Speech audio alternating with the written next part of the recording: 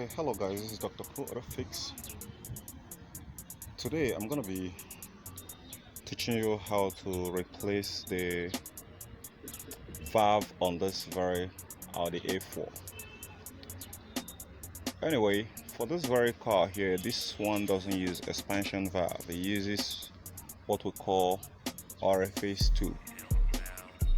Orifice tube functions just the same way with expansion valve, and the tool you're going to be needing to be able to access it is you have a cover. There's a cover right here that covers the battery compartment, and once you get that cover out, you'll be having your battery and these pipes are exposed.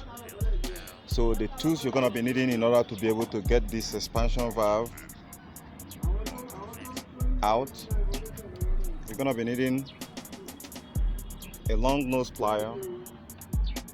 You're going to be needing a 13mm socket as much as extension.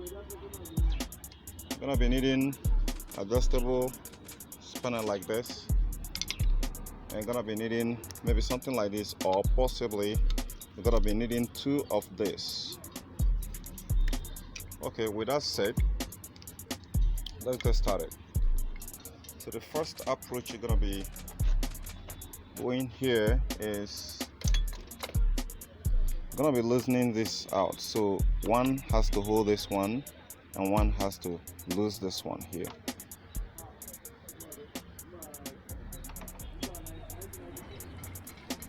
So you're going to be turning it anti-clockwise to this side, to your left side. Here is to tighten, here is to lose it. So you're going to hold this one. If you're using this kind of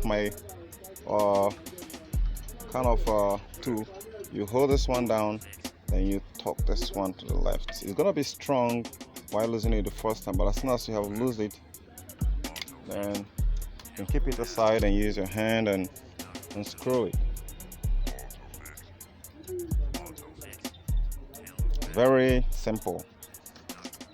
Okay, so in order for you, because you can't be able to have enough time, enough chance to actually screw this, there's gonna be a seal right here. I've actually removed that, but I'm doing this for the purpose of this video, which is gonna be like this, an O-ring. It's gonna be somewhere like here, so don't forget it when you're putting it back. So over there is what you're gonna be using, the 13mm socket, which is gonna be like this, what I showed you previously, and unscrew it. Anti-clockwise is to lose.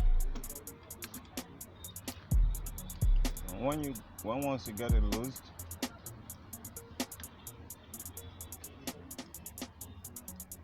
keep it aside. Then here comes the tricky part. You gotta pull this one out as much as this one, so both of them come out at the same way.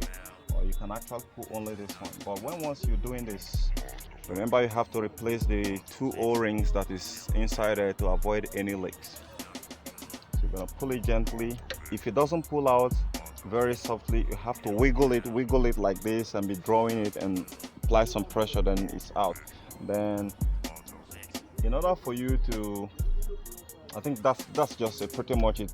Pull it out like this, and that's the O-ring light right there, don't forget it. Then you take this one out. So this is where the orifice tube is, where we're gonna be replacing. And that comes the last part. And you can see it right there. So this one here, sometimes it can be very hard, but you have to grip this very strong. All right, then you hold this one very strong and you pull it. All right, pull it. Okay, you can see it right here. So this one here is pretty messed up, and now in this very situation here, I wouldn't be replacing just this, because inside have a lot of dirt inside. So I'm gonna be flushing the entire system before replacing this. And when you want to put it back, if suppose you are done, don't forget this head here where there is a shutter filter. Right, this head here where there is a shutter filter goes in. It goes in that way. not this way, right? It goes in like this.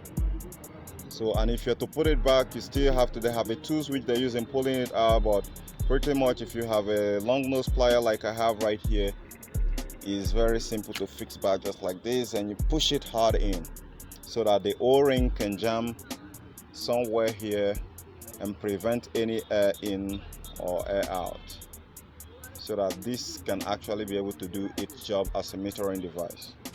Okay guys, that's pretty much it. Gotta catch you guys later. If you like this video, subscribe, share with your friends, and I gotta catch you guys later. Bye for now.